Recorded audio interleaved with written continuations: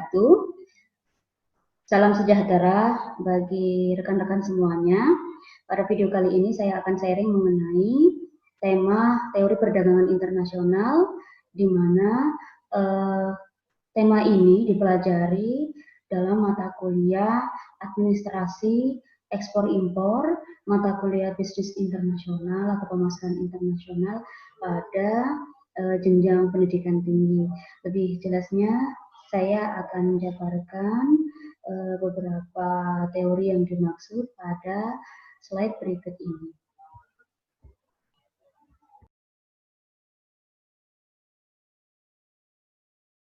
Baiklah, dalam pendahuluan, dewasa ini hampir tidak ada negara yang mampu memenuhi kebutuhannya sendiri tanpa mengimpor barang atau jasa dari negara lain. Ya, jelas ya, kita tahu contohnya misalkan Jepang. Jepang itu masih mengimpor gas alam cair, liquid natural gas dari Indonesia. Sebaliknya, Indonesia juga banyak mengimpor beberapa barang dari negara lain, misalkan barang-barang modal dari Amerika, Cina, untuk keperluan pembangunan industri yang ada di Indonesia. Misalnya lagi kelapa sawit yang ada di Indonesia itu diekspor ke Tiongkok atau ke Timur Tengah. Terus Indonesia juga banyak mengimpor beras dari Vietnam dan Thailand. Meskipun Indonesia termasuk pada negara yang agraris ya. Produksi dalam negeri yang kualitasnya baik, yang diekspor rutin, misalkan ke beberapa negara di dunia, ini misalkan komoditas buah di Indonesia adalah buah manggis. Dari tahun 2016 sampai sekarang ini masih tetap diekspor. Misalkan dari sisi sayuran, produk sayuran, ubi, sawi, bunga kol. Nah, ini termasuk sayuran-sayuran yang diekspor ke Taiwan, ke Malaysia, ke Singapura, ke Thailand, Belanda, karena memang nilai ekonomi dan kepercayaannya sudah baik di mata konsumen di negara tujuan, jadi ini diekspor secara terus-menerus. Misalkan dari sisi jasa, Indonesia dengan rutin mengirimkan tenaga kerja wanita atau tenaga kerja pria ke beberapa negara untuk bisa bekerja sebagai karyawan di salah satu perusahaan swasta atau sebagai pembantu rumah tangga. Nah, itu. Kesenjangan antara sumber daya yang dimiliki dengan kemampuan pemenuhannya ini telah mendorong negara-negara untuk melakukan perdagangan. Ya, jelas ya, karena untuk bisa memenuhi kebutuhan hidup dari beberapa masyarakat, maka pemerintah mengupayakan bentuk perdagangan ekspor impor tersebut. Berikut adalah pengertian perdagangan internasional. Perdagangan internasional adalah pertukaran barang atau jasa antara dua atau lebih di pasar dunia. Sehingga definisi ini melahirkan beberapa manfaat bagi negara-negara yang melakukan transaksi perdagangan internasional itu yang nantinya akan saya jelaskan melalui beberapa teori perdagangan internasional. Namun sebelumnya saya akan jelaskan mengenai bentuk gambaran pentingnya kerjasama ekonomi internasional. Ini adalah bentuk yang memang manusiawi ya, yang dilakukan oleh semua makhluk hidup, karena makhluk hidup merupakan makhluk sosial yang saling melengkapi satu sama lain, membutuhkan satu sama lain untuk memenuhi kebutuhan hidupnya, sehingga tidak bisa dipenuhi dalam satu lingkungan yang sempit, namun bisa dipenuhi dalam beberapa lingkungan yang luas, yang makro, sehingga tidak hanya ruang lingkup hubungan itu ada pada satu negara, melainkan hubungan antar negara. Hubungan antar negara ini dialokasikan dalam bentuk kerjasama dengan beberapa negara, baik itu kerjasama bilateral maupun multilateral, di mana di sini mengalokasikan sumber daya ekonomi yang ada di masing-masing negara tersebut untuk bisa menghasilkan produk atau jasa yang bisa diperjualbelikan antar negara. Sehingga nantinya dari alokasi sumber daya ekonomi tersebut bisa menghasilkan hasil yang baik dalam jangka pendek maupun jangka panjang. Ini bisa menjalin hubungan erat satu, dua, atau lebih negara untuk memenuhi kebutuhan tertentu dan tujuan tertentu. Negara-negara yang melakukan perdagangan internasional ini disebabkan oleh beberapa alasan. Pertama, negara-negara yang berdagang karena berbeda satu sama lain, berbeda dalam hal berbeda sumber daya ya, berbeda kemampuan sumber daya tersebut bisa sumber daya alam, sumber daya modal atau sumber daya tenaga kerja misalkan. Yang kedua, negara-negara berdagang satu sama lain dengan tujuan untuk mencapai skala ekonomi dalam produksinya. Kebijakan perdagangan internasional diantaranya yaitu ada bentuk kebijakan dan substitusi impor, yaitu memproduksi di dalam negeri terhadap barang-barang yang tadinya impor. Nah, ini sangat baik dan memiliki manfaat, diantaranya ada pada slide terlampir nomor 1 sampai nomor 4. Selain memberikan kemanfaatan, kebijakan substitusi impor, pengganti impor ini juga memiliki kerugian. Di antaranya ada pada beberapa poin yang saya jabarkan pada slide nomor 1 sampai 5. Kebijakan promosi ekspor. Nah, kebijakan promosi ekspor misalkan kebijakan di bidang industri yang mengutamakan pengembangan industri untuk pasar ekspor. Ini juga memiliki manfaat dan kerugian. Bisa dibaca sebagaimana terlampir pada slide. Selanjutnya ada kebijakan proteksi. Kebijakan proteksi adalah usaha pemerintah untuk membatasi atau mengurangi jumlah barang yang diimpor dari luar negeri dengan tujuan untuk mencapai beberapa tujuan tertentu. Nah, di antaranya di sini adalah mengatasi masalah pengangguran, mendorong perkembangan industri baru, sampai pada poin nomor 6 yaitu menghindari dumping. Dumping di sini adalah pemberlakuan harga lebih rendah terhadap barang-barang ekspor yang ada di pada pengimpor, di mana dumping ini adalah praktik di mana produsen mereka mengekspor pada harga lebih murah dibandingkan dengan harga pasar dalam negeri mereka. Karena lebih murah daripada seharusnya, perusahaan domestik harus menghadapi persaingan yang tidak wajar dengan barang impor. Nah, untuk mencegah efek buruk tersebut, maka pemerintah menerapkan proteksi dengan memperlakukan tarif anti-dumping. Kita tahu bahwasanya ada NAFTA, AFTA beberapa tahun lalu. Itu semua juga mengancam perkembangan produk-produk atau jasa yang ada di Indonesia untuk bisa dinikmati oleh masyarakat dalam negeri sendiri. Makanya dari pemerintah kita Indonesia memberlakukan kebijakan proteksi misalkan dengan mengembangkan pemberdayaan produk UMKM, tidak hanya pada produknya tapi juga pada pengusahanya, memberi bantuan modal untuk pengembangan usaha dan sebagainya. Misal ya, contoh ada beberapa politik dumping yang pernah terjadi. Di antaranya yaitu misal harga HP Xiaomi ini kan di Indonesia lebih murah dibandingkan dengan harga di Cina, di negara asalnya.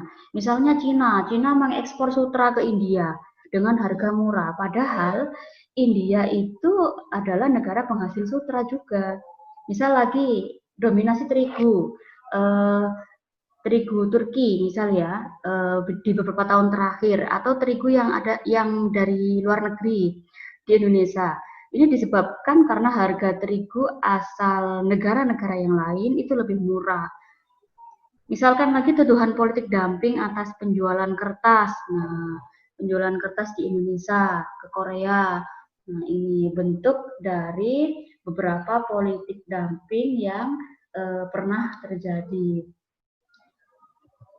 Selanjutnya adalah bentuk proteksi. Bentuk proteksi ini ada tarif, ada kuota, di mana proteksi perdagangan adalah kebijakan pemerintah ya untuk membatasi arus ekspor impor barang dan jasa, di mana proteksi ini mengambil berbagai bentuk seperti tarif ya, tarif impor, subsidi, kuota, pelabelan, persyaratan keamanan dan kesehatan produk. Nah, itu semua diupayakan dengan tujuan untuk melindungi kepentingan perekonomian negara kita, negara Indonesia, perekonomian domestik, misalnya melindungi produsen lokal dari persaingan impor. Ya, tadi saya sebutkan pemberdayaan UMKM misalkan.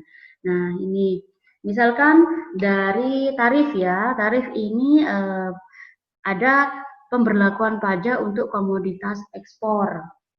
Nah, ini diantaranya yaitu membatasi impor barang dan jasa dengan menaikkan harganya, melindungi produsen dalam negeri sebagai pembalasan atas praktek perdagangan yang tidak adil oleh negara mitra.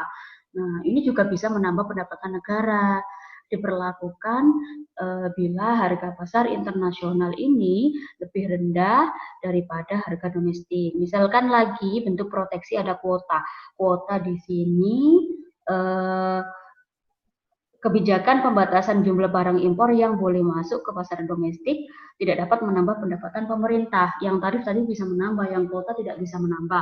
Nah, kebijakan proteksi kuota ini misalkan sepengetahuan saya ada 3 macam kuota, yaitu ada kuota impor, kuota produksi, dan kuota ekspor. Kalau kuota impor itu pembatasan pada jumlah barang yang diimpor, kuota produksi pembatasan dalam jumlah barang yang diproduksi, kuota ekspor, pembatasan jumlah barang yang diekspor. Nah, tindakan untuk membatasi atau mengurangi jumlah barang impor ini dilakukan secara sukarela. Nah, misalkan pembatasan disebut juga sebagai pembatasan ekspor sukarela. Misalkan lagi tujuan dari ekspor, kuota ekspor ini adalah untuk keuntungan negara pengekspor juga sih sebenarnya, agar dapat memperoleh harga yang lebih tinggi. Kalau untuk kuota produksi tujuannya untuk mengurangi jumlah ekspor. Dengan demikian diharapkan harga di pasaran dunia ya dapat ditingkatkan. Tujuan utama pelaksanaan kuota ini adalah untuk melindungi produksi dalam negeri dari beberapa serbuan barang-barang atau jasa yang berasal dari luar negeri juga. Berikut pengertian teori perdagangan internasional. Teori perdagangan internasional ini adalah teori yang menjelaskan arah dan komposisi perdagangan antar negara serta bagaimana efeknya terhadap perekonomian suatu negara. Nah, sebelum saya menjelaskan apa itu teori perdagangan dibagi menjadi berapa, saya sebutkan dulu ya, saya jelaskan dulu. Teori perdagangan internasional itu dibagi menjadi 2, teori klasik dan teori modern.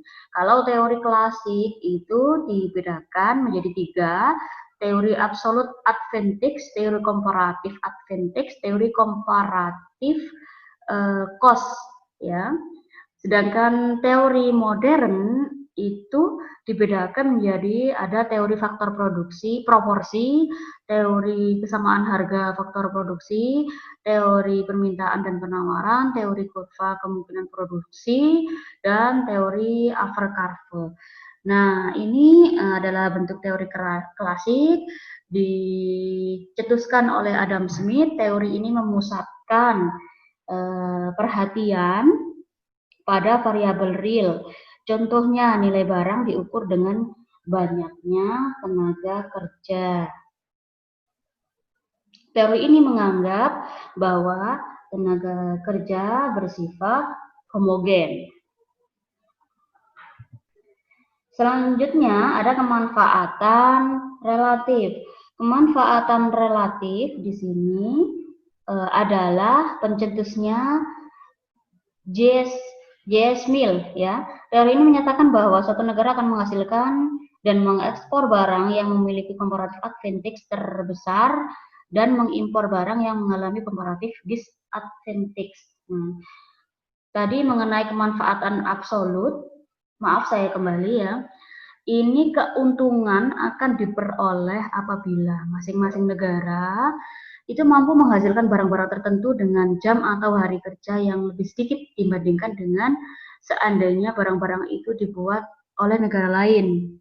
Nah, misalkan memproduksi kain sutra di negara India itu lebih cepat daripada memproduksi kain sutra di negara Amerika, di negara bagian di Amerika. maka diberlakukan kemanfaatan teori klasik ini untuk bentuk proses perdagangan internasional. Sedangkan kemanfaatan relatif yang nomor 2 itu pada dasarnya teori ini berlaku hanya kalau pada teori komparatif advantage ini untuk sejumlah tertentu tenaga kerja di masing-masing negara ini outputnya berbeda. Pada comparative advantage ini untuk sejumlah output tertentu waktu yang dibutuhkan berbeda antar satu negara dengan negara yang lainnya. Ya, ini berkaitan dengan jam kerja juga. Misalnya diberlakukan seperti di negara Jepang itu jam panjang ya, biasanya jam 6 sampai jam 6. Karena memang pelaku industri di negara Indonesia itu sebagian besar adalah PMA, juga kepemilikannya Jepang misalkan, itu juga mengadopsi jam kerja yang diberlakukan di negara asal, sehingga menjadikan tenaga kerja di Indonesia itu waktu kerjanya lebih panjang, tidak 8 jam namun 12 sampai 15 jam, 10, 12 sampai 15 jam. Misalkan selanjutnya ada biaya relatif. Teori biaya relatif ini tokohnya David Ricardo, ya. Titik pangkalnya ada pada nilai atau value. Perdagangan internasional akan timbul apabila masing-masing negara memiliki biaya relatif yang kecil. Jadi di sini teori biaya relatif ini tidak mempersoalkan kemungkinan negara-negara yang sama sekali tidak punya keuntungan mutlak terhadap negara-negara yang lainnya. Misalkan negara-negara sedang berkembang terhadap negara-negara maju. Ya. Selain itu, teori biaya relatif ini tidak menjelaskan berapa besar dasar tukar yang akan terjadi seandainya negara-negara tersebut benar-benar jadi melakukan perdagangan internasional dan seberapa besar manfaat atau keuntungan yang akan diperoleh oleh masing-masing negara dari perdagangan internasional tersebut. Jadi asumsinya teori klasik di sini pertama hanya terjadi pada dua negara. Misalkan hanya pada dua barang A dan barang B. Ini full employment, full memberdayakan tenaga kerja manusia, karyawan ya. Persaingannya itu sempurna dan mobilitasnya tinggi. Hubungan tadi saya jelaskan mengenai teori komparatif advantage dan teori komparatif cost ya. Jadi ini terdapat hubungannya di sini. Comparative advantage berbicara tentang sejumlah tertentu tenaga kerja di masing-masing negara, sedangkan comparative cost berbicara tentang sejumlah output tertentu dan waktu yang berbeda antar negara. Pada beberapa slide selanjutnya sudah saya jelaskan. Ada beberapa kelemahan teori klasik terlampir pada slide, ada 3 poin ya. Selanjutnya ada teori modern. Nah, teori modern ini tadi memiliki kurang lebih 5 model ya, 5 model bentuk teori. Yang pertama yaitu faktor proporsi, tokohnya Heckscher dan Ohlin. Teori ini menyatakan bahwa perdagangan internasional akan terjadi jika ada perbedaan faktor produksi. Misalnya, negara A memiliki tenaga kerja lebih banyak daripada negara lainnya, dan negara lainnya memiliki kapital lebih banyak daripada negara A. Jadi teori ini ya, mempunyai pertimbangan akal sehat. Contohnya lagi, misal, Amerika Serikat ini telah lama menjadi eksportir besar dari produk-produk pertanian. Nah, di mana Amerika ini mencerminkan negara yang mempunyai pertanian yang melimpah, karena tanahnya baik untuk ditanami. Sebaliknya, Cina misalkan unggul pada ekspor barang-barang produksi dan tenaga kerja intensif industri manufaktur. Ini mencerminkan Cina itu punya tenaga kerja dengan biaya yang rendah. Selain Cina juga Indonesia ya. Di Amerika yang kekurangan tenaga kerja dengan biaya rendah telah memilih untuk mengimpor buruh. Misal Amerika Serikat mengimpor buruh dari Cina juga dari Indonesia. Karena secara relatif tidak mutlak sumbangan pentingnya adalah sebuah negara bisa mempunyai jumlah lahan dan tenaga kerja lebih besar dari negara lain, tapi menjadi relatif melimpah satu dari mereka karena menerapkan teori ini. Sekarang yang kedua adalah teori persamaan harga. Teori persamaan harga dalam perdagangan internasional ini mengakibatkan harga faktor-faktor produksi ini sama di beberapa negara. Teori ini cenderung menceritakan atau menggambarkan perdagangan bebas itu mengakibatkan harga faktor produksi sama di beberapa negara, sama yang telah riset ya. Selama negara Indonesia ini memperbanyak produksi pakaian misalnya, akan bertambah permintaan tenaga kerja. Sebaliknya, kalau makin berkurang produksi radio ya, misalkan, radio kan jarang sekarang ya, berarti makin sedikitnya permintaan akan kapital. Nah, hal ini akan cenderung menaikkan upah, harga dari tenaga kerja, dan menurunkan harga dari produk radio tadi. Menurunkan harga daripada kapitalnya. Contohnya tadi ya, teori modern yang lainnya ada teori permintaan dan teori penawaran. Teori permintaan penawaran ini perdagangan internasional akan terjadi jika ada permintaan dan penawaran terhadap produk, barang atau jasa di antara negara. Nah, pada prinsipnya perbedaan antar dua negara ini karena adanya perbedaan di dalam permintaan maupun penawaran sih ya. Perbedaan permintaan ini misalkan disebabkan karena perbedaan pendapatan, perbedaan selera.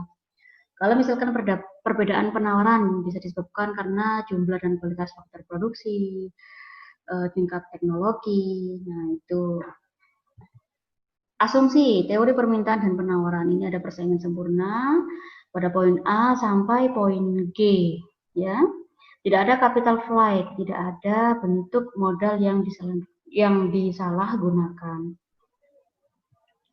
Teori modern yang keempat yaitu teori kurva kemungkinan produksi dan perbedaan, di mana teori kurva ini ekonomi internasional terjadi tergantung anggapan tentang ongkos alternatif yang digunakan, di mana memperhatikan dua kondisi, ya, kondisi constant cost dan kondisi increasing cost.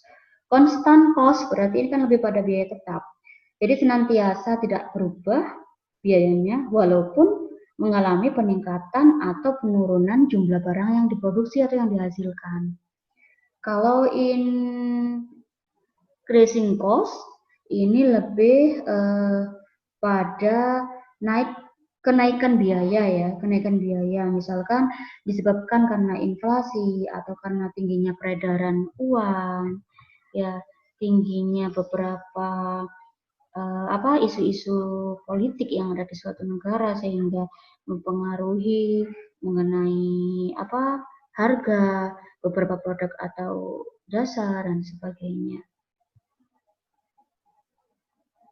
Ini bentuk gambaran teori modern, kurva kemungkinan produksi dan perbedaan, ya, di mana dalam kurva kemungkinan produksi ini X adalah barang ekspor X sebelah kanan, X adalah barang ekspor, Y adalah barang impor, KK dan LL, KK di sumbu XY, ya, ada KK dan LL juga ada di sumbu X dan sumbu Y. Ini adalah kurva kemungkinan produksi sebelum dan sesudah pertumbuhan. TD ada di garis Y, ya, D ada di garis X. TD ini adalah bentuk gambaran sebelum dan sesudah pertumbuhan ekonomi. Pada kurva kemungkinan produksi KK, ya, KK yang tadi saya jelaskan, Berarti negara tersebut memproduksi barang ekspor X sebesar OKI, ya, OKI, O yang ada di garis XY, coba diperhatikan, dan barang impor Y sebesar OR. Nah, itu nanti ketemu garis di tengah-tengahnya. Apabila negara itu mengalami pertumbuhan ekonomi, maka kurva kemungkinan produksi bergeser keluar dari KK menjadi LL. KK menjadi LL, menjadi lebih bergeser keluar ya, yang garis merah. Nah, klasifikasi pertumbuhan ekonomi akan dilihat pada pola produksinya yang dapat dikategorikan dalam beberapa bias ya. Ada bias ultra anti-trade, bias anti-trade, netral, bias pro-trade, bias ultra pro-trade. Nah, kalau bias yang A ya, anti-trade, itu apabila pertumbuhan ekonomi menyebabkan pertambahan secara proporsional lebih banyak barang Y yang dihasilkan negara itu, maka akan menyebabkan pertambahan impor Y, impor barang Y menjadi lebih kecil. Kalau bias pro-trade yang poin B, ini apabila produksi barang Y-nya ini relatif turun, maka semakin banyak barang X yang dihasilkan, maka volume perdagangannya akan meningkat. Kalau C netral ya, apabila setelah pertumbuhan ekonomi pola produksi tidak berubah, artinya produksi kedua jenis barang naik secara proporsional. Kalau yang D ultra pro-trade ya, ini apabila produksi barang impor Y mengalami kenaikan, produksi barang ekspor X mengalami penurunan secara absolut. Bias ultra pro-trade ini apabila pertumbuhan ekonomi menyebabkan produksi barang Y menurun secara absolut. Jadi dilihat dari pola produksi, apabila pertumbuhan ekonomi menyebabkan kenaikan produksi barang ekspor X, maka akan meningkatkan volume perdagangan internasionalnya. Sebaliknya, apabila pertumbuhan ekonomi ini menyebabkan kenaikan jumlah barang pro-trade, ya, dan mohon maaf, sebaliknya apabila pertumbuhan ekonomi menyebabkan kenaikan jumlah barang impor Y yang dihasilkan, maka akan menurunkan perdagangan internasional, anti-trade-nya. Selanjutnya adalah kelima, teori modern. Ada kurva pengorbanan atau Avercarvo, di mana Avercarvo ini diperkenalkan oleh James Smith berkaitan dengan teori keseimbangan. Ya, teori Avercarvo ini sudah ya tadi saya jelaskan, diperkenalkan oleh James Smith. Untuk menjelaskan teori ini diasumsikan dua negara ya, misalkan negara A itu Indonesia dengan spesialisasi produksi barang kain misalkan, dan negara B misalkan Jepang dengan spesialisasi produksi barang radio misalkan ya. Jadi inti teori ini, ekspor barang kain Indonesia akan sama dengan impor barang kain di Jepang. Yang kedua, ekspor barang radio Jepang akan sama dengan impor radio di Indonesia. Jadi teori ini menunjukkan kesediaan suatu negara untuk menawarkan atau menukarkan suatu barangnya dengan barang lainnya di berbagai kemungkinan harga sesuai kesepakatan kedua negara tersebut. Demikian apa yang bisa saya sajikan dalam video ini mengenai teori perdagangan internasional. Apabila ada penjelasan yang berbelit-belit atau kurang bisa memberikan pemahaman, saya mohon maaf. Terima kasih sudah menyimak, mendengarkan. Terima kasih sudah menonton. Saya akhiri ya. Assalamualaikum warahmatullahi wabarakatuh.